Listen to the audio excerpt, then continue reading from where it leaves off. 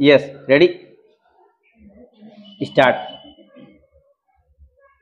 यह एक गहन आंतरिक शांति का क्षण है जहां चेतना अपने चिर परिचित बाहरी शोरगुल से पूरी तरह विमुख हो चुकी है। वह अनवरत कोलाहल व संसार की अंतहीन रार और द्वेष अब केवल एक दूरस्थ महत्वहीन प्रतिध्वनि मात्र है। इस बोध ने अब जड़ें जमा ली हैं कि संघर्ष और खींचतान पूरी तरह से निरर्थक हैं। जीवन की यह अवधि कितनी छोटी, कितनी अनिश्चित है, जब अगले ही क्षण का कोई आश्वासन नहीं है और यह भौतिक काया जो मात्र पंच तत्वों का अस्थायी जमावड़ा है, किसी भी पल मिट्टी में मिल जाने को तैयार है। तो फिर किस बात का स्वामित्व और कैसी होड़ इस नश्वर देह के विसर्जन की आतुरता ही अब एकमात्र अटल सत्य बनकर उभरती है। दृष्टि का यह नवीन स्वरूप सामान्य नहीं है। यह वह गहन अंतर्दृष्टि है जो हर कण और हर गति में मृत्यु की अनिवार्यता का दर्शन कराती है। यह निराशा नहीं बल्कि परम यथार्थ का स्वीकरण है।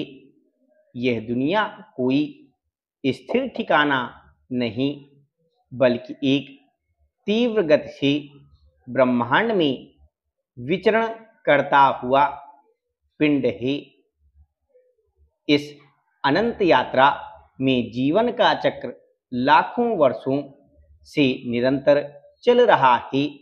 आगमन और प्रस्थान की यह श्रृंखला अनवरत है। हम इस विराट क्रम में मात्र एक क्षणिक उपस्थित हैं। यह महाकाल का विशाल फलक वर्तमान के छोटे छोटे संकटों को पूरी तरह से विस्मृत कर देता है। अब किस बात पर व्यथित होना, किस क्षणभंगुर उपलब्धि पर अहंकार करना, यह विशालता ही मन को समस्त विकारों से मुक्त कर देती है।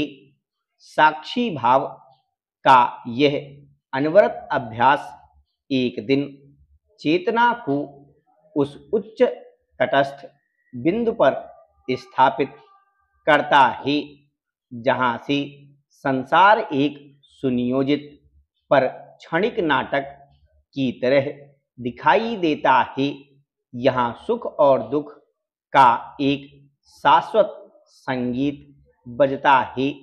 जीवन अपने पूरे उल्लास और विषाद के साथ प्रवाहित होता है, मगर देखने वाला अब इस प्रवाह में डूबता नहीं कि वह केवल एक उदासीन दृष्टा बनकर खड़ा रहता है। वासनाएं और इच्छाएं जो कभी अस्तित्व का आधार थीं, अब ज्ञान के अथाह सागर में विसर्जित हो चुकी हैं। उनके अवशेष तक शेष नहीं हैं। केवल एक नितांत खालीपन है जो स्वयं में पूर्णतः है। यह परम शांति की स्थिति है जहाँ चाहिए का भाव है के बोध में रूपांतरित हो जाता है। फिर भी एक अद्भुत और विरोधाभासी अवरोध है।